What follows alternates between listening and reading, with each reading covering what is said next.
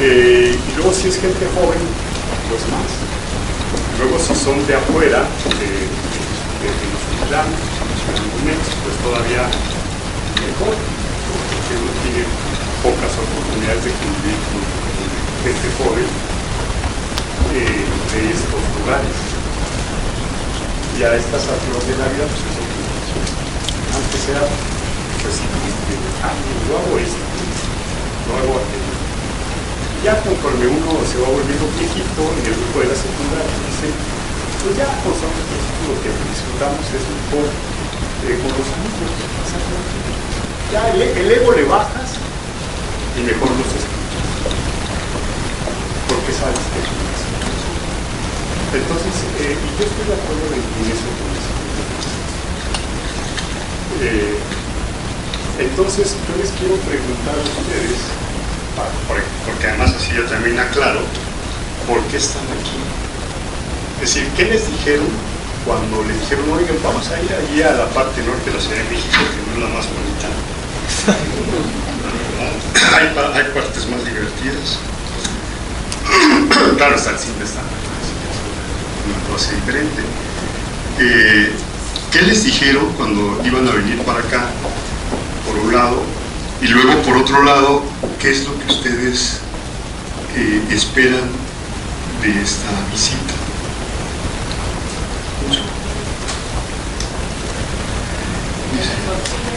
Se verá un señor medio torpe que no puede manejar un aparato.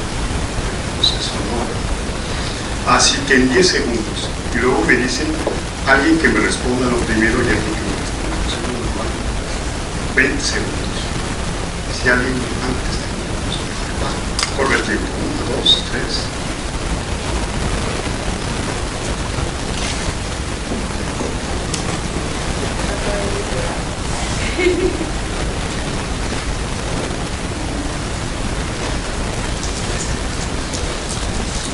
Listo. A ver, va.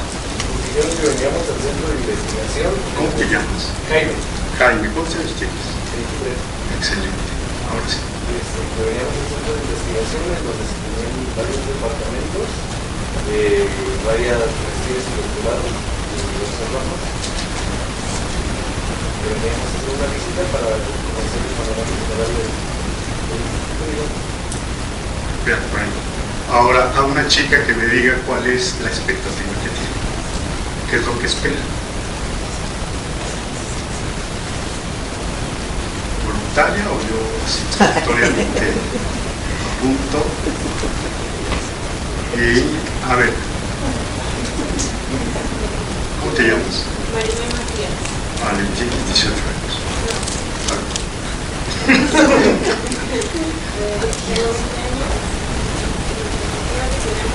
Conocer ampliamente bueno, más que nada los programas que nos estamos tratando para nosotros poder buscar pues tener un programa más variado de lo que podemos hacer. Eso es bueno. Entonces eso sí coincide con mi expectativa. Mi expectativa al venir a platicar aquí con ustedes es que ojalá que alguno de ustedes o varios puedan venirse a nuestro posgrado y además trabajar conmigo, algunos de ustedes. Entonces esa es la expectativa. Entonces miren, ¿cuánto tiempo tengo? Creo que 10 minutos. Entre 20 y 10 minutos, ¿va? Bueno, pues lo que aguanta el personal sin bostezar. Entonces son las 10:30. Entonces miren, yo he trabajado pues distintas cosas. Yo soy matemático de la Facultad de Ciencias de la UNAM.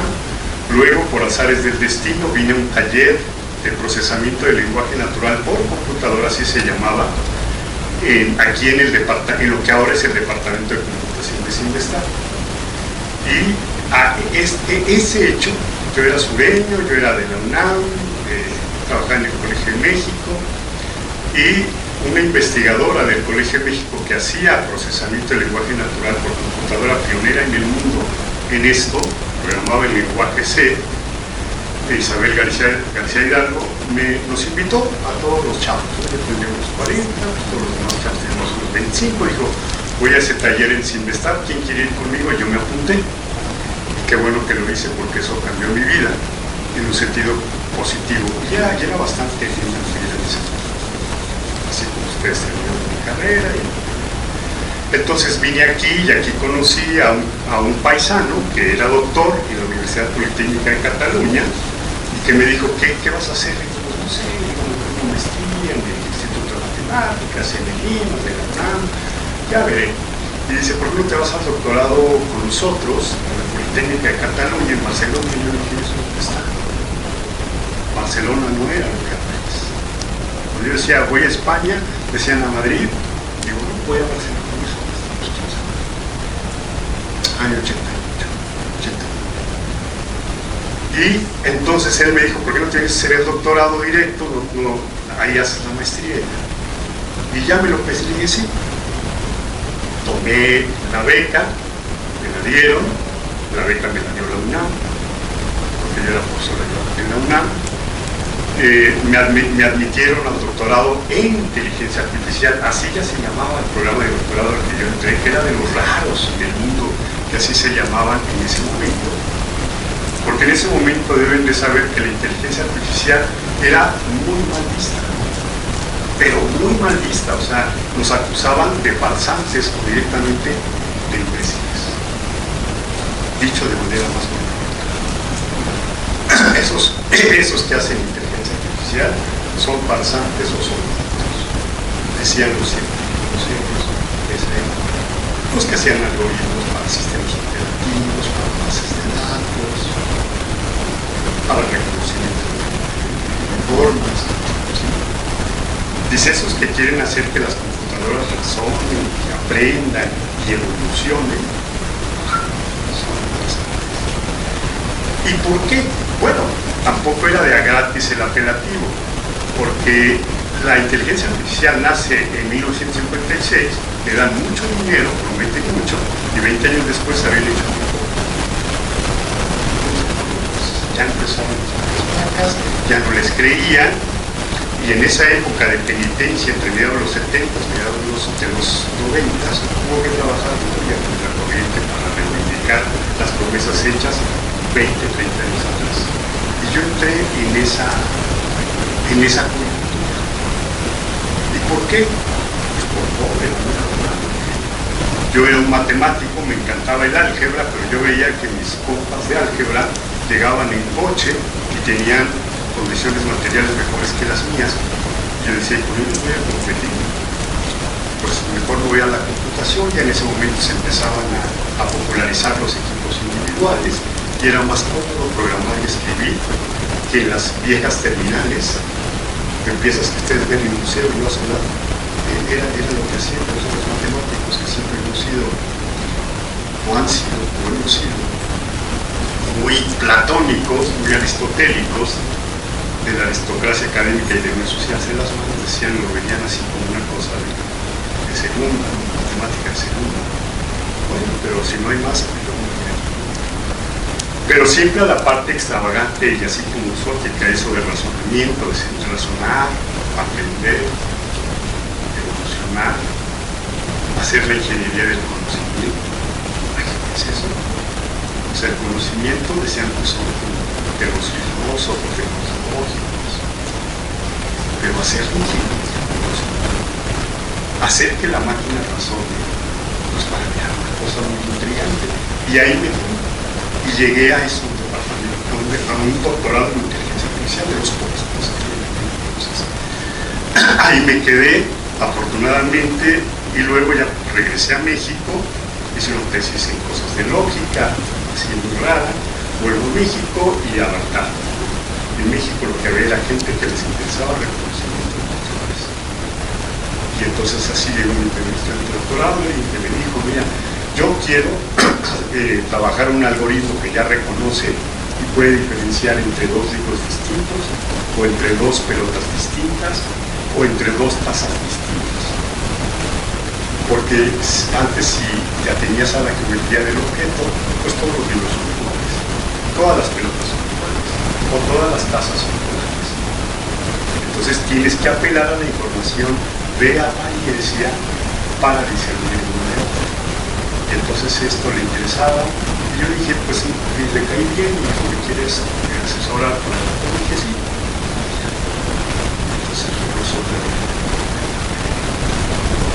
y así fue que empecé un curso de realidad virtual, y he ido evolucionando. Luego ya me fui al Instituto del Petróleo, allá apliqué cosas de reconocimiento de patrones para identificar si el derecho de vía por donde van los grupos de Pemex están invadidos o no, si hay animales, derrumbes, personas, asentamientos que se han asentado por donde van los grupos de Pemex. Y ahí se aplicó ese reconocimiento de patrones por los petrodólares. Y luego ya me vine para acá, y aquí lo que hice fue hacer teoría de juegos. Y la teoría de juegos no es otra cosa sino la formalización de una competencia, de una disputa por algo. Puede ser porque quiere ganar un partido efectivo de interés público, o puede ser porque quiere ganar un mercado político. O sea, las disputas de partidos se han organizado en la teoría de juegos. O puede ser porque están disputándose el mercado. O puede ser porque se está disputando un organismo entre el cáncer, el crecimiento del cáncer, la metástasis, y ¿cómo se llama el sistema que se encarga de defender el cáncer? El sistema. ¿Ya? Entonces, ¿dónde quieres aplicar la teoría de juegos?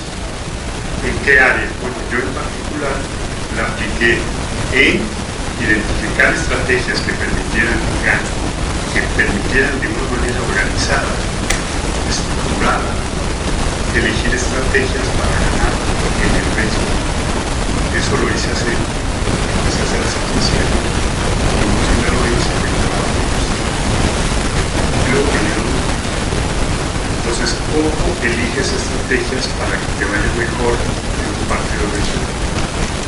Y utilicé un principio que hizo un matemático en 1951. ¿Han visto la película Una mente brillante? ¿Sí?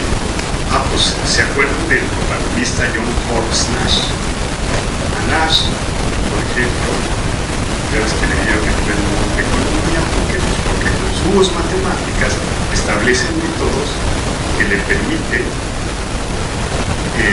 no perder ante una situación de competencia. Él dice, mira, cuando tú te vayas a competir, no vas a poder ganar. Estás jugando, pero es competencia, no hay cooperación. Entonces, ponte listo, porque de lo que hagas va a depender qué tan bien o qué tan mal te vaya. Entonces, mira, ¿qué es lo que te garantiza lo máximo? Eso es más difícil de contestar. Pero lo que es más fácil de contestar, y yo te voy a decir cómo, te voy a decir la fórmula, es de las acciones que puedas hacer, aquella que si pierdes, no pierdas más que otra. Cuida eso. Cuida eso, de que hagas la acción tal que, como es no cooperativo, lo que tú hagas, pues no solo, con lo que tú hagas no se resuelve el juego, depende de también lo que hagan los demás que estén participando. Entonces, tú cuida de que tu acción ante las acciones de los demás no te hagan perder más que lo que perderían los demás. Ese es el equilibrio de Nash. Y ese fue el que apliqué en un juego cooperativo, como el BES, para elegir lo que cada jugador del equipo tendría que hacer. O sea, no se vale de que si estás en equipo, tienes que cooperar para que tu equipo le vaya bien. No es lo que a ti más te convenga, sino lo que más le conviene al equipo. Entonces, en ese momento es que se puede aplicar el equilibrio de Nash, ¿vale? Y luego, pues eso también lo hicimos para el soccer y para el americano. Y luego ya me metí a una cosa que era el juego de Go. ¿Quién conoce el juego de Go? ¿Quién sabe de esta herramienta poderosa AlphaGo Zero que hizo Google en 2016? ¿Sí sabían del juego de Go? ¿Alguien lo conoce? ¿Quién sabe jugar ajedrez de aquí? Así. Bueno, aquí hay 3 personas que saben jugar ajedrez. Quiere decir que han competido, que han ganado, y quienes entienden el juego de ajedrez. Todos lo entienden, ¿no? O sea, saben que son piezas, que están en un tablero, que hay... Es como una guerra medieval. Hay peones, infantería, hay caballos, hay torres, hay alfiles, y las torres y los alfiles hacen ataques, las torres de manera vertical o horizontal, a distancia, los alfiles en manera diagonal, a distancia, los caballos pueden brincar en forma de L, ¿de acuerdo? Y la reina, todopoderosa, hace lo mismo, hace la suma de los alfiles y las torres. Y entonces, claro, si hay una reina al centro, pues es muy poderosa. Por eso las reinas pues, se ponen al centro. Lo saben. Porque así, de esa manera, tienen una posición de ataque y defensa muy sólida. Y también las demás piezas. Y así se resuelve el ajedrez. Bueno, y el ajedrez, fíjense, ocupó 60 años de desarrollo formal, matemático y computacional para hacer una máquina que le ganara a los seres humanos. El reto se puso a mediados de los 30, cuando nació mi mamá, todavía vive, y se resolvió hasta 1997, la máquina TIC-20, que fue la primera que le ganó a Kasparov, que era el gran maestro mundial de ajedrez. Y luego de ahí ya se fueron retos, pero al final de cuentas al año siguiente o 2 ya siempre la computadora es más poderosa jugando ajedrez que entonces yo me llamo aquí. Pues un juego mucho más complejo, que es mucho más complejo, que yo lo equiparo, es el juego de Go. Miren aquí ahí donde está un tablero de Go. Pues no es que me fue en sentido contrario. Aquí hay un tablero de Go, que son 19, son 361 cruces, en un tablero de madera, bonito, y por lo tanto hay primero tira negras y luego tira blancas, ajedrez, pero a diferencia del ajedrez, todas las cositas son iguales, no hay privilegiadas, o todas son reinas o todos son reinas. No hay privilegios de origen, y eso está padre, ¿no? Pues que no haya privilegios de origen, que todos seamos iguales, y dependiendo de cómo cobremos y cómo cobremos, será uno. Entonces, son 180 piedras, 181 piedras negras, 181 piedras blancas, y de lo que se trata es de hacer disputa. Entonces, a ver quién gana más territorio. Ese es el engendro. Se puede ganar con eso. Y además en el Go tienes que aceptar que tu adversario siempre está en el tablero. O sea, nunca vas a poder decir, yo únicamente voy a prevalecer aquí. Y tengo que hacer batallas locales que hagan sinergia entre ellas para poder aspirar a dominar todo el territorio, tanto los negros como los blancos. Entonces, aquí están los juegos. Se pone que es un juego milenario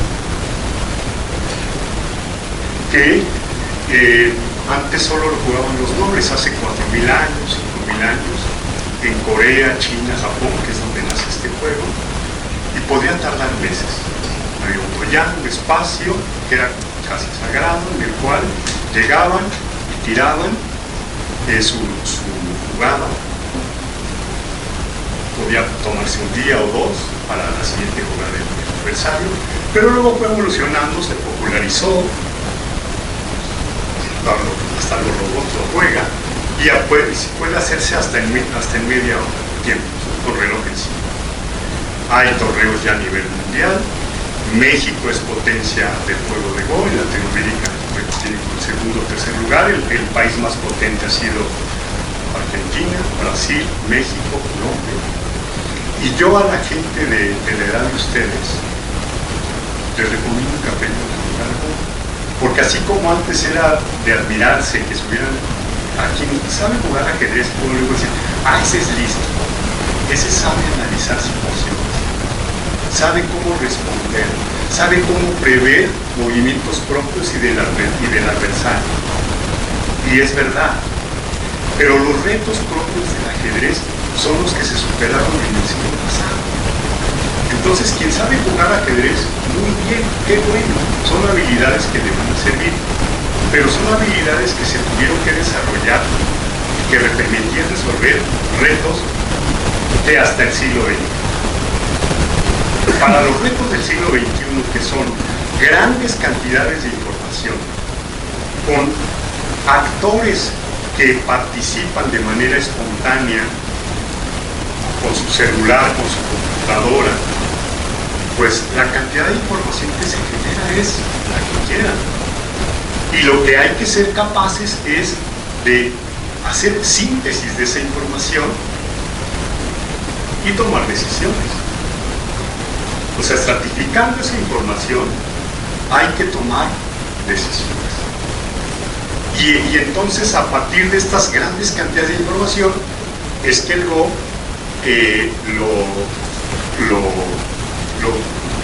lo dice, miren. O sea, la interacción aleatoria entre elementos muy simples, que son muchísimos, es de al menos 10 a 170. O sea, es un 10 con 170 ceros. Eso, ¿quién me puede decir qué cantidad es? Pues son billones de billones de billones de billones de opciones. Entonces, por eso es que el juego de Go es muy interesante y es representativo de otro tipo de problemas que tenemos actualmente en este mundo. Por ejemplo, y es donde yo lo he aplicado, yo lo he aplicado en cómo combatir el cáncer contra, aquí está el sistema. ¿Por qué? Porque si el juego de Go lo que a mí me permite es una disputa territorial entre una enfermedad que se dispersa, o sea, el cáncer como un tumor primario, ¿sí? Que si el sistema inmune por alguna razón no lo eliminó, células malignas, células dañinas, crece, se fortalece y luego ya no quiere vivir aislado, sino que dispersa células cancerosas que van al corriente sanguíneo, se trasladan a otras zonas para tratamientos. Y además también el tumor primario también manda con que se la va a pasar bien estas células cancerosas que sobre todo se refieren al cerebro. Les manda acompañantes, unas que se llaman exosomas, que son bolsitas de proteínas, lípidos, alimentos, para que lleguen allí y nutran y le den la bienvenida a las células cancerosas y hagan otros tumores. Cuando eso ocurre, ya es muy difícil controlar el cáncer. Y pues, sí, es un reto complejo. Entonces, lo que yo dije, mira, el juego de Go es de disputa territorial de blancos contra negros y tienen que establecerse en todo el tablero. Y los blancos tienen que tratar de anular a los negros. Pues ese juego me puede ayudar a pensar cómo yo puedo modelar la lucha de la dispersión del cáncer y lo va a combatir el sistema y en todo el territorio.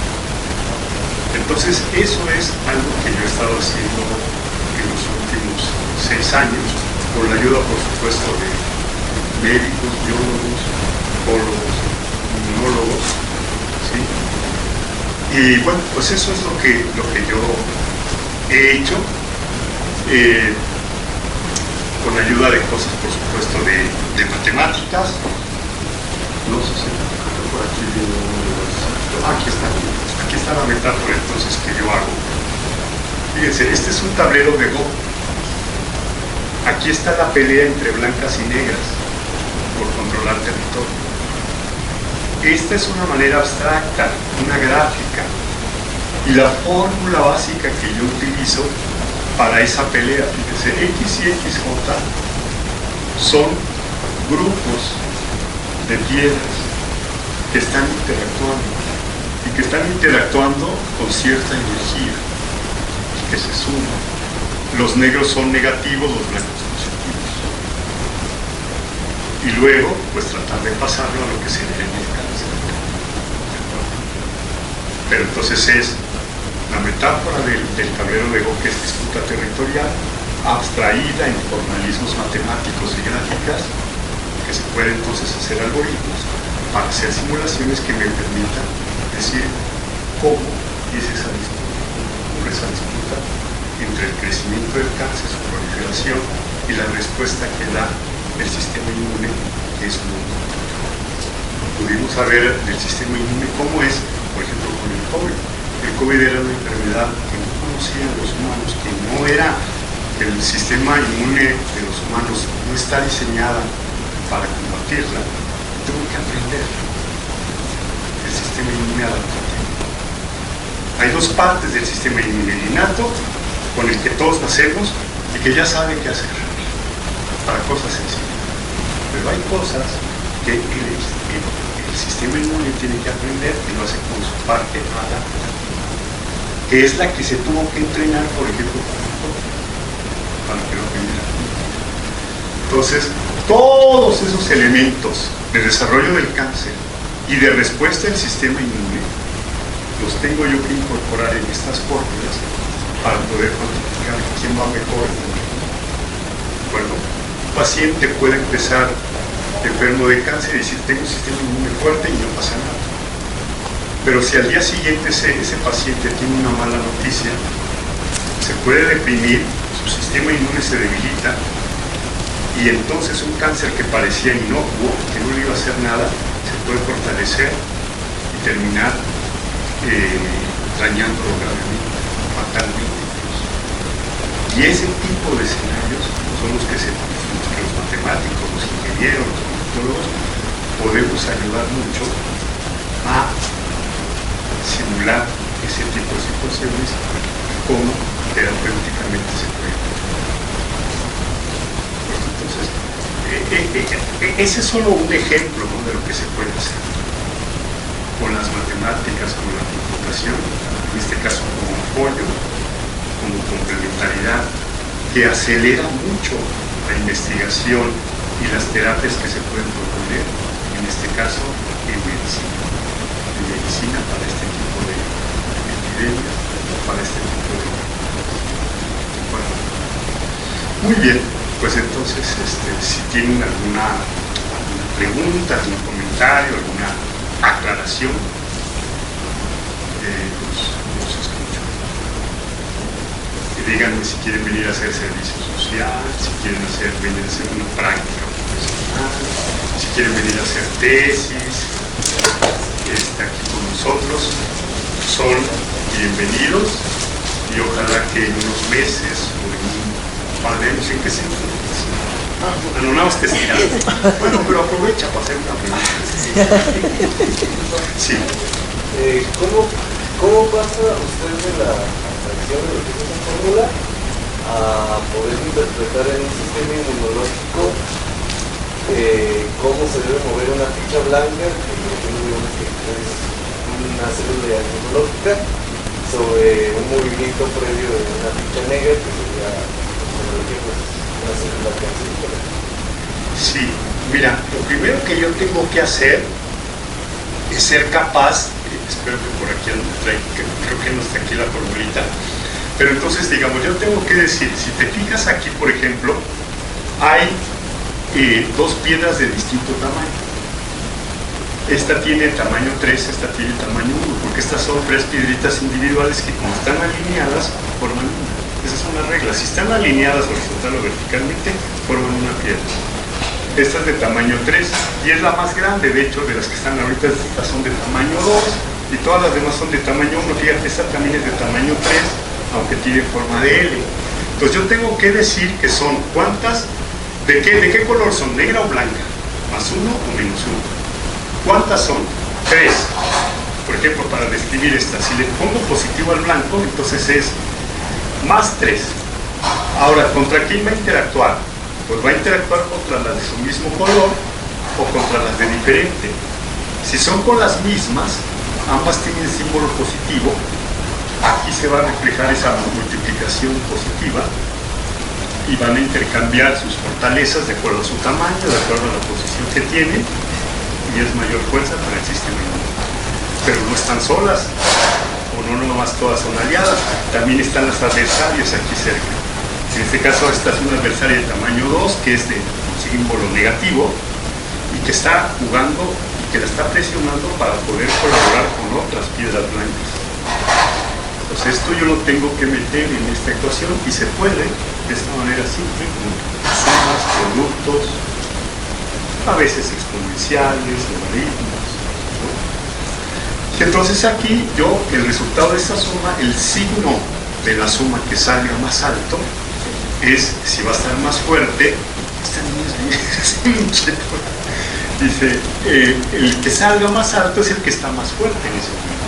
Si sale más alta la suma positiva, quiere decir que el sistema inmune está más fuerte. Si sale más alta la suma negativa, quiere decir que el cáncer está más fuerte. Y entonces es que podemos tener este tipo de situaciones. ¿Dónde quedó? Sí, por aquí alguien más me quiere preguntar. Sí, adelante. Aquí está. Miren, aquí está. Como entonces en algún momento están en disputa, esto es de un partido de Go, donde blancas, fíjense, los primeros movimientos que son hasta el movimiento 100 van en equilibrio, porque son igualmente fuertes, en este caso, jugadoras profesionales, ahí están sus nombres. Pero en el movimiento 103, blancas empieza a fortalecerse, pero no. Puede ser que ahora negra se ponga las pilas y lo supera. Pero esta sí es la dinámica del juego de Go, pero también la dinámica del cáncer. Y por eso es que les parece interesante a los médicos, a los oncólogos, bueno, porque si es que sí es la realidad. Además parece que el cáncer tiene una inteligencia natural, porque dice, luego va y atrapa células del sistema inmune que deberán de generar. Las atrapa, las secuestra, las inhibe. Y esas células del sistema inmune tienen que ser capaces de librarse de esa captura que hicieron de las células. Y los nuevos miembros ya no están. Y son los que pueden mandar señales a los otros elementos del sistema inmune para que por eso es que les resulta interesante este modelo como una herramienta para abordar un problema tan complicado. Sí, por eso. De hecho, que nos llegan cada poco la ecuación. Y fíjate, y ahí nada más aprovecho tu pregunta, que agradezco al igual que la tuya, para decir que este es un modelo matemático que yo no me lo inventé, yo nada más lo adapté con mis estudiantes, con mis colaboradores.